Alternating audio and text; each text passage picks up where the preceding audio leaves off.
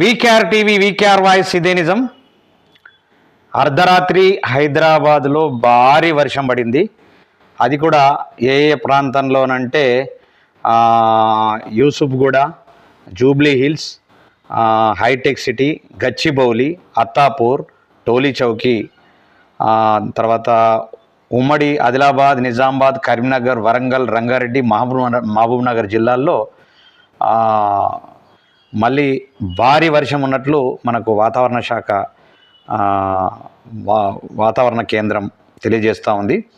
రాత్రి మాత్రం హైదరాబాద్లో దంచి కొట్టింది వర్షం.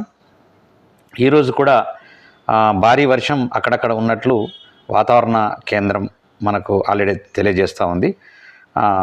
అప్రమత్తంగా ఉండాలని ప్రజలకు విజ్ఞప్తి చేస్తూ ఉంది.